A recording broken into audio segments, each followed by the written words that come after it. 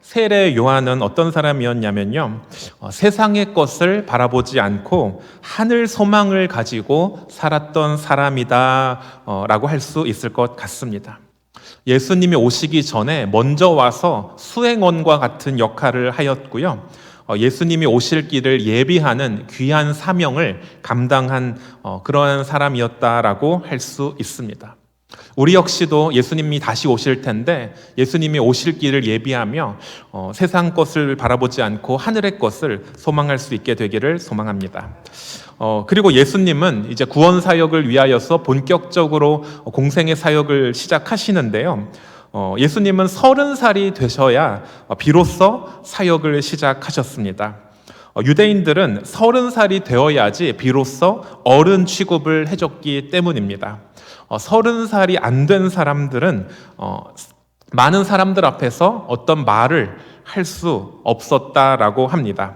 그래서 예수님께서는 여러 가지로 준비하시면서 이제 공생의 사역을 본격적으로 시작하십니다. 그런데 오늘 본문에서는 그 모든 공생의 사역에 앞서서 준비하시는 모습이 나타나고 있습니다. 좋은 문학작품 같은 거 보면은 이 서론과 끝이 일치하잖아요. 그리고 서론을 보면 그 전체를 알 수 있듯이 오늘 예수님의 이 준비 사역을 통하여서 예수님이 어떤 분이시고 어떤 사역을 우리에게 주시는지 요약해서 나타나고 있다라는 생각이 듭니다. 구체적으로 어떤 준비를 하셨는지 살펴보았으면 하는데요. 먼저는 예수님께서는 세례를 받으셨습니다. 9절 말씀을 다시 한번 보면요, 그때에 예수께서 갈릴리 나사렛으로부터 와서 요단강에서 요한에게 세례를 받으시고, 예수님은 원래 요단강에서 오래 사셨습니다. 나사렛에서 사셨는데요, 요단강에서 세례를 받으시고 이제 가버나움으로 거처를 옮기십니다. 왜 예수님은 세례를 받으셨을까요? 앞서서 이제 세례 요한의 사역에서도 보았는데요, 세례라는 것은 본래 죄인들이 나는 죄인입니다 라고 인정하는 것이 세례라고 말할 수 있습니다. 나는 죄인이기 때문에 이 죄를 해결하는 것이 필요합니다. 누군가 나에게 세례를 주셔서 죄를 해결해 주시옵소서. 나는 이 죄 때문에 생명과 은혜를 누릴 수 없기 때문에 나는 죄인입니다 라고 고백하는 것이 세례라고 말할 수 있습니다. 그런데 문제는 예수님은 죄인이 아니시다라는 것입니다. 우리가 잘 알고 있듯이 히브리서 4장 15절에는 우리에게 있는 대제사장은 우리의 연약함을 동정하지 못하시리가 아니요 모든 일에 우리와 똑같이 시험을 받으신 이로되 죄는 없으시니라고 분명히 말씀하고 있습니다. 예수님은 죄가 없으신데 세례를 받으면 어떤 일이 일어나죠? 죄인과 같이 되시는 것입니다. 성경에는 죄인처럼 취급받으셨다라고 하지 않고요, 죄가 되셨다 그렇게 말씀하고 있습니다. 그렇기 때문에 세례 요한은 예수님의 이 세례를 극구 말립니다. 마태복음 3장 14, 15절을 제가 읽어드리면요, 요한이 말려 이르되 내가 당신에게서 세례를 받아야 할 터인데 당신이 내게로 오시나이까? 예수께서 대답하여 이르시되 이제 허락하라. 우리가 이와 같이 하여 모든 의를 이루는 것이 합당하니라 하시니 이에 요한이 허락하는지라. 요한은 알았습니다. 이 앞에 계신 분이 하나님의 아들이시고 이분을 통하여서 세상의 모든 죄가 해결될 것이라는 것을 알았던 것입니다. 그런데 자신이 세례 요한이 예수님에게 세례를 줌으로써 이 하나님의 아들이신 예수님이 세리와 창기와 같이 된다는 것을 요한은 알았던 것입니다. 그래서 극구 말리고 있는 것입니다.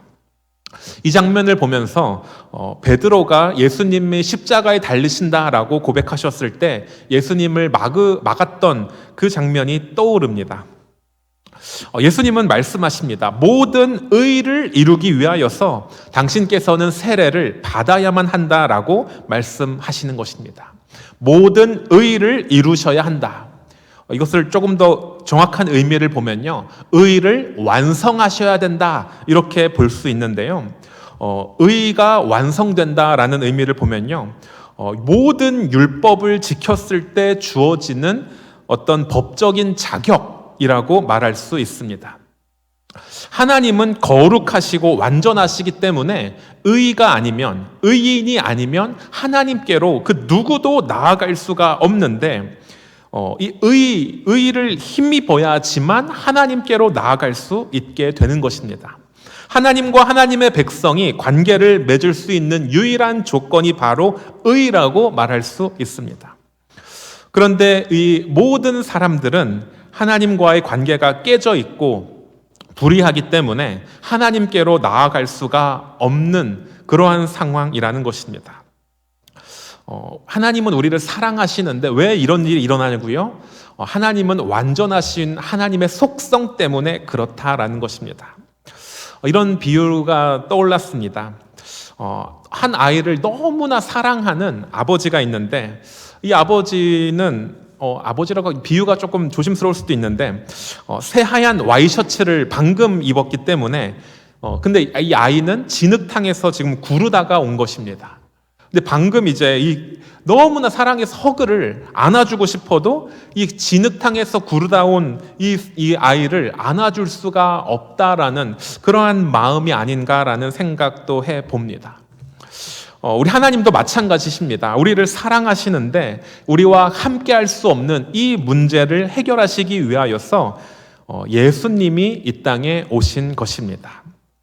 모든 불의한 인간의 죄를 다 받아서 스스로 하나님의 진노를 받아 죽으셔야만 했던 것입니다.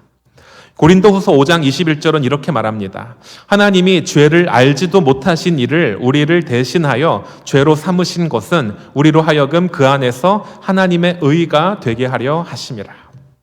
그래서 예수님께서 세례를 받으신다라는 것은 우리에게 하나님의 의를 주시기 위함이다라고 말할 수 있습니다. 여러분 구원 받으셨습니까? 하나님의 의를 가지셨습니까? 하나님의 의를 전가 받으셨습니까? 그것은 예수님께서 십자가에서 죽으시고 또 세례를 받으시면서 하나님의 의를 이루셨기 때문이라고 말할 수 있습니다. 세례라는 것은 물속에 들어간다라는 의미가 있습니다. 물이라는 것은 구약성경 많은 곳에서 하나님의 심판과 저주를 의미했습니다.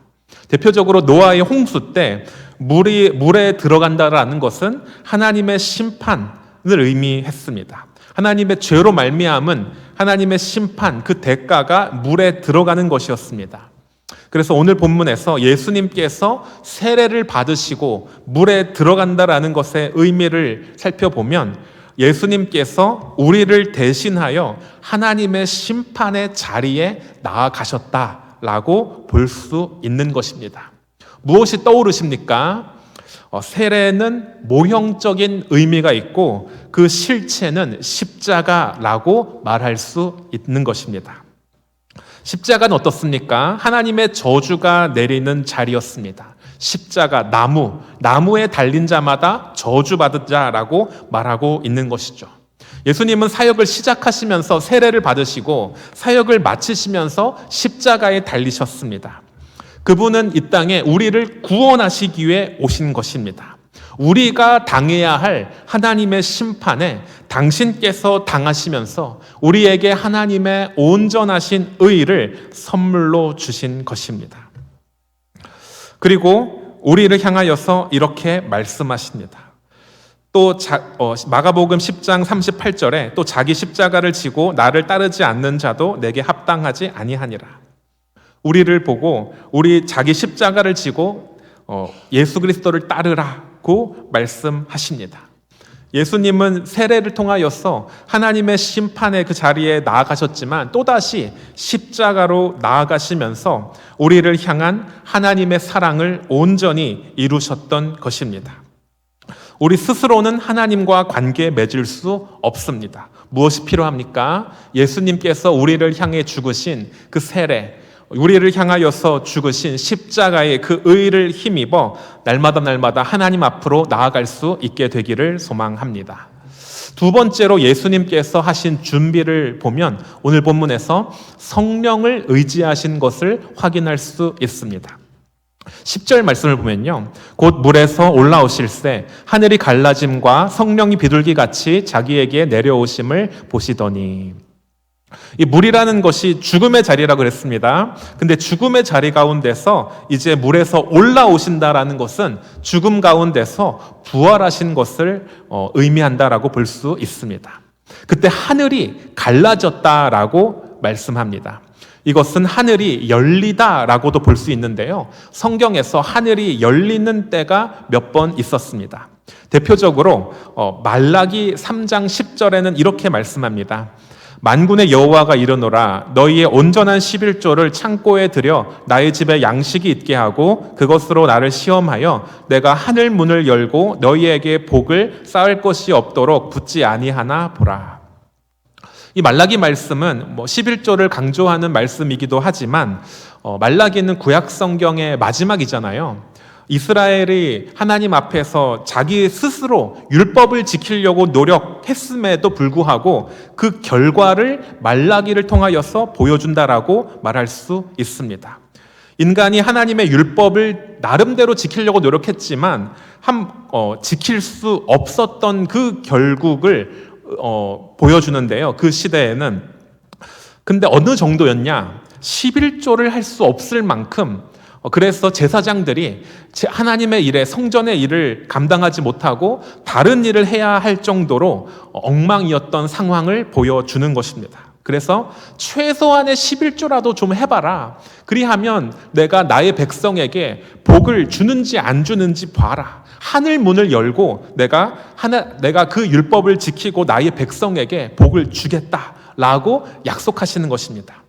그런데 이 약속이 언제 이루어지느냐면 오늘 본문에서 이루어진다라고 볼 수 있는 것입니다. 구약에서 그렇게 바라고 소망했지만 하늘이 열리는 복을 누릴 수 없었는데요, 그런데 오늘 본문에서 예수 그리스도를 통하여서 이루어지는 놀라운 축복이 무엇이냐? 하늘의 문을 열고 내려오신다라고 말씀하고 있습니다. 그분이 무엇입니까? 바로 성령으로 이 땅에 내려지게 된다라는 것입니다. 사랑하는 여러분, 모두 복 받으시기를 축복합니다. 그러나 최고의 복은 성령님이 우리와 함께 하시는 축복인 줄 믿으시기를 바랍니다.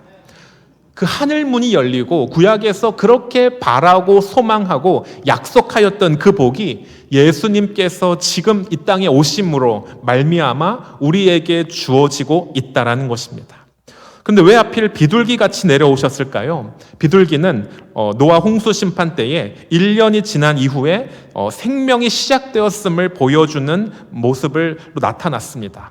그래서 비둘기같이 내려오신다라는 것은 성령을 받아 하늘의 복을 누리는 자가 되었음을 말씀하고 있는 것입니다.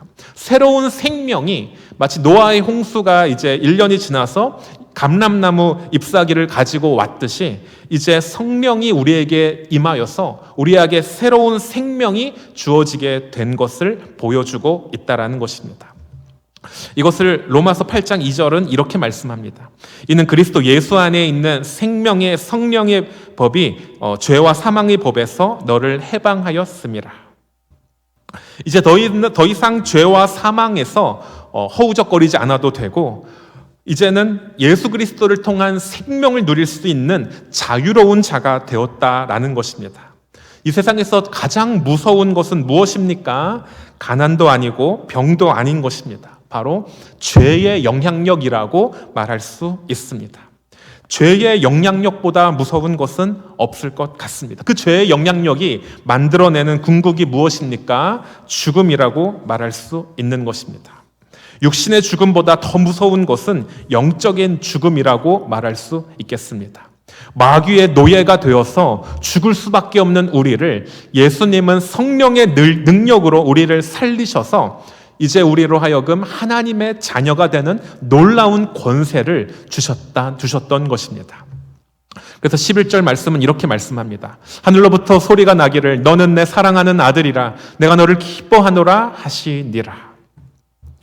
예수님은 이제 성령의 충만한 상태가 되셨던 것으로 보입니다. 그런데 이 예수님은 아직 아무런 사역도 하지 않으셨는데 근데 바로 이렇게 말씀하십니다. 내가 너를 사랑한다. 내가 너를 기뻐한다. 이것은 우리에게 성령이 임하면 어떻게 되는지를 엿볼 수 있는 구절로 생각할 수 있습니다. 우리도 마찬가지입니다. 우리가 하나님 앞에서 뭔가를 해야지 우리에게 말씀하시는 하나님이 아니라는 것을 여러분 기억하시기를 바랍니다. 성경에서는 우리가 아직 죄인 되었을 때에, 아무것도 아니었을 때에 이미 우리를 위하여서 전부를 주셨다라고 말씀하고 있습니다. 우리가 아직 아무것도 하나님 앞에서 선한 것을 드린 적이 없음에도 불구하고 마치 예수님께서 이 물 위로 올라오셨을 때 하신 말씀, 내가 너를 사랑한다, 내가 너를 기뻐한다라고 지금 우리에게 말씀하고 계시다라는 것입니다. 인간의 모든 문제의 근원은 무엇입니까? 인간의 이기심, 인간의 죄라고 말할 수 있습니다. 남을 짓밟아야 만족하는 그 무서운 파괴의 영. 그러나 성령이 우리 안에 계시면 이 이기심을 물리치시고 우리 안에 사랑을 허락해 주신다라는 것을 기억할 수 있게 되기를 소망합니다. 누가 가장 성령 충만하냐라고 물을 때에 단연컨대 사랑이 많은 사람이라고 대답할 수 있을 것 같습니다. 하나님은 이 순간 예수님을 가리켜서 너는 내 사랑하는 아들이다, 그렇게 말씀하십니다. 사람들이 왜 방황합니까? 근원을 살펴보면 세상이 가짜로 만들어 놓은 정체성을 쫓고 있기 때문이라는 생각이 듭니다. 세상이 아무리 좋다라고 말하는 정체성을 쫓아가도 그것은 아무것도 아니라는 것을 기억하시기를 바랍니다. 밑빠진 독에 물을 붓는 것과 같다라는 것입니다. 그러나 하나님께서 지금 우리에게 동일하게 말씀하고 계십니다. 다른 어떤 세상의 이야기, 세상의 우리를 향한 이름, 우리를 향한 지칭을 다 벗어버리고 하나님께서, 성령께서 지금 우리에게 동일하게 말씀하고 계십니다. 너는 내 사랑하는 아들이다. 내가 너를 기뻐한다. 너는 내 사랑하는 딸이다. 내가 너를 기뻐한다. 사랑하는 여러분, 우리에게 지금 말씀하시는 하나님의 이 음성에 귀를 기울일 수 있게 되기를 소망합니다. 순서가 중요합니다. 우리가 무언가를 해서가 아니고요, 우리 있는 모습 그대로 우리에게 그렇게 말씀하고 계시다라는 것입니다. 우리가 그러면 왜 이렇게 나옵니까? 우리는 그 하나님의 은혜를 값없이 받은 자로서, 그것에 대한 반응으로서 우리는 하나님 앞에 더 깊은 헌신으로 나아갈 수 있다라는 것입니다. 이것이 진짜 복음이라고 말할 수 있을 것 같습니다. 또한 예수님께서는 어떤 준비를 하셨습니까? 12절에 보니까 시험을 당하셨습니다. 12절에 보면요, 성령이 곧 예수를 광야로 몰아내신지라. 이 몰아내다라는 표현은요, 정확히 보면은 밖으로 집어 던지다라고 말할 수 있습니다. 성령께서 예수를 그렇게 광야로 몰아내셨다라는 것입니다. 사실 예수님은 광야에서 반드시 시험을 거치셔야만 했습니다. 왜 그러냐면요, 광야에서 우리가 실패했기 때문입니다. 대표적으로 애굽에서 출애굽한 이스라엘 백성들은 광야에서 실패하였습니다. 40년 동안 광야에 있으면서 하나님의 말을 들은 적이 없었고요, 자신의 욕망을 따라 살아갔습니다. 그런데 이 실패한 광야에서 이제 예수님께서 그 실패한 광야에서 성공을 이루고 계시다라는 것입니다. 예수님께서는 왜 40일간 시험 받으셨을까요? 출애굽한 이스라엘 백성들이 40년간 광야에서 떠돌았기 때문에 우리가 실패한 40년을 예수님께서는 40일로 압축하여 우리의 실패를 끌어올려서 회복시켜 주셨다라고 볼 수 있는 것입니다. 이 시험을 통하여서 예수님이 아니면 우리의 옛사람으로는 그 시험을 이길 수 없음을 폭로하고 계시고 우리에게 말씀하고 계십니다. 우리는 예수님이 아니라면 우리의 옛사람으로, 우리 힘으로 그 어떤 시험도 통과할 수 없다라는 것을 기억하실 수 있게 되기를 소망합니다. 사람마다 연약한 부분은 다를 것입니다. 그러나 내 힘으로 예수님을 의지하지 않고 성령을 의지하지 않고서는 우리는 출애굽한 광야 세대가 실패한 것처럼 우리도 실패할 수밖에 없습니다. 그러나 예수님께서는 40일 동안 시험 당하시면서 그 시험을 온전히 이기셨다라는 것입니다. 그래서 우리에게는 기쁨이 되고 소망이 된다라는 것입니다. 광야는 어떤 것입니까? 들짐승과 위험한 짐승들이 가득한 곳입니다. 메마르고 위험하고 아주 고통스러운 곳이 광야라고 할 수 있습니다. 우리 힘으로는 그곳을 이겨낼 수 없지만 예수님께서 이 땅에 오셔서 그 모든 우리의 고통과 우리의 부르짖음을 들으시고 예수님께서는 온전히 모든 율법을 완성하시고 우리에게 참된 구원을 선물로 주셨다라는 것입니다. 내 힘으로는 이길 수 없는 이 광야의 자리 가운데 예수님을 붙들고 의지하는 자들 가운데 이 광야 같은 세월을 이겨나갈 수 있는 힘과 능력을 허락해 주셨다라는 것입니다. 더불어서 예수님께서 들짐승과 함께 계시는 모습이 나타납니다. 여러분, 광야는 들짐승이 보통 있는 곳이 아니라고 합니다. 그런데 사막과도 같은 곳이지 않습니까? 그런데 들짐승이 거한다라는 것은 그곳에 사막 같은 곳이 회복된다라는 것을 보여주고 있다라고 생각이 듭니다. 수풀이 우거지고요. 그곳에 물이 흐르고요. 그래서 들짐승이 살고 많은 생명이 살아갈 수 있는 곳으로 변화되게 된다라는 것입니다. 누구 덕분에요? 우리 예수 그리스도가 우리의 그 광야를 다시 회복시키시는 것을 보여주고 있다라는 것입니다. 예수 그리스도를 통하여서 물이 없는 곳에 생명을 허락하여 주시고 위험하고 메마른 곳에 천사가 함께하는 아름다운 땅으로 바꾸어 놓으신다라는 것입니다. 바로 에덴 동산의 회복이 예수 그리스도로 말미암아 이루어진다라는 것입니다. 광야와 같은 우리 가운데 생수가 회복될 수 있게 되기를 소망합니다. 이것은 우리의 삶에도 동일하게 영적으로 적용될 수 있습니다. 복음의 능력이 그것을 허락해 준다라는 것입니다. 광야와 같은 모습, 잃어버린 에덴 동산에서 정말 에덴 동산에서 쫓겨나서 날마다 고통당하고 위험을 느껴야 하고 굶주리고 목마른 우리의 모습에 예수 그리스도의 그 완전하신 의를 힘입어 나아갈 때 우리는 날마다 이 땅 가운데서 천국을 누리고 에덴 동산을 누리고 예수 그리스도와 더불어 이 땅 가운데서 생수를 경험할 수 있다라는 것입니다.